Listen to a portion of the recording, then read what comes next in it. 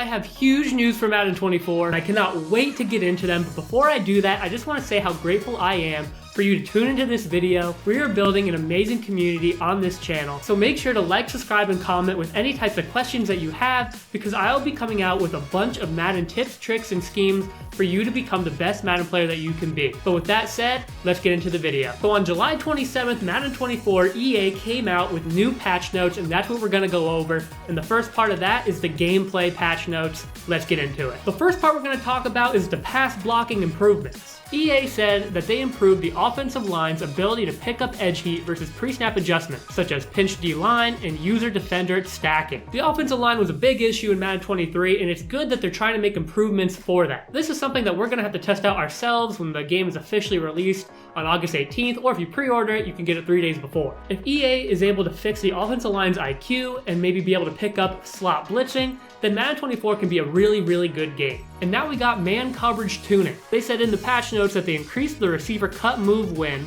chances to appropriately balance passing game versus man. They said in the next part that they increased beat press chance and super win animation chances to better reflect receivers' ability to beat the press. This just seems like they're making man defense a little bit worse than it was in the beta. In the beta, they were really good. They were reacting fast. They were knocking balls out, which leads to the next part, catch, tackle, knockout tuning. They decreased trailing defender knockout chances when trailing behind receivers. More receivers will hold on since the ball is not being directly affected when pulling in the catch. I think a lot of people will like this one, especially because when a wide receiver is open, a defender kind of just touches him even ever so slightly, and the wide receiver still drops the ball. So this is a good improvement for Madden 24. And it's also worth noting that if they're making man defense a little worse, maybe that means zone defense could be a little bit better, but again, we'll see when the Madden 24 officially releases. If you are someone who likes playing match coverage, this is officially for you. In the patch notes, they said that they addressed issues where deep zone defenders were letting a deep route go free to pick up shallow outbreaking routes. A lot of people feel that match defense is very unpredictable and that you never know really what it's going to do,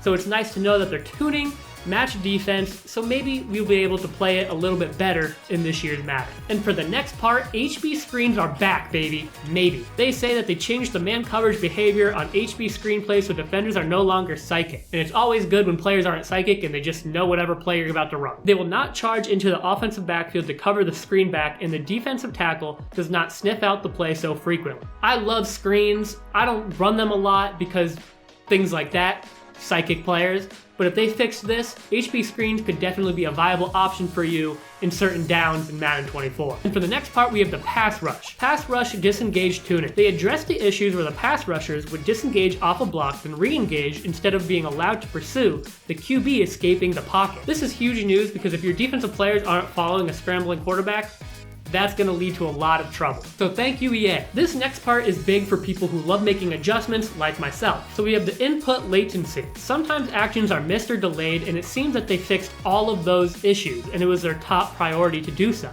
And for PC players, apparently it was worse, so if you're on PC, I am sorry. Let's get into people who like playing the CPU and the AI logic. The AI team was attempting too many long field goals, so we reduced the frequency so it only happened in more appropriate last resort situations. For the AI clock management and field decisions, offensive teams will be more decisive with their timeout usage in both halves. For those who like playing the CPU, this is good news because anytime the AI is a little bit more advanced, that just makes the game feel more realistic, because we all know the AI in Madden is just not very smart. Not taking timeouts under 2 minutes, taking timeouts when it's not needed, it's just very weird, so hopefully that's better in this year's game. But let's get into more franchise notes. The trade tuning seems a little bit more realistic. They say that they increased the loss in value when trading older players, adjusted the value of players at certain positions, and increased the value of CPU team assets. And the devs said that the trades will be something that they will monitor throughout the year, so make sure to keep track of all the real trades, the trades that aren't really realistic, because EA wants to know. And apparently they increased the frequency of QBs getting hurt? Why? Doesn't matter, because you can change the sliders, but weird. And if you had trouble finding the relocation teams, they fixed that too. They made it more user-friendly. And if you are someone who likes playing Superstar in Madden,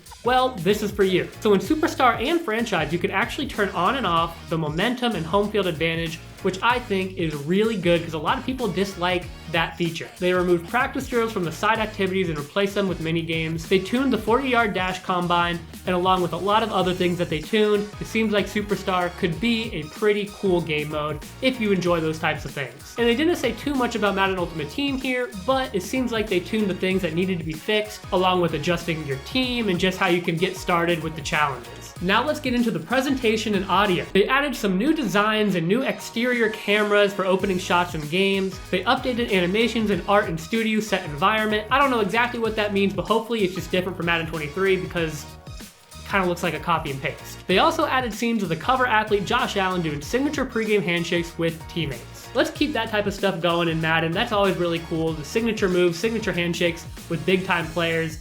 I don't dislike that at all. And for the audio, it seems that they fixed the crowd noise and the signature cheering chants that you'll hear in certain stadiums. For me, I love hearing those types of things because it just makes the game feel so real. With all of these gameplay updates and everything else with it, what are you most excited for in Madden 24? I'm very curious. Many people like different game modes. Let me know what you're excited for. With that being said, make sure you like, subscribe, and comment. If you have any questions whatsoever, put them in the comments below. Let me hear what you think about Madden 24. I'll see you next video.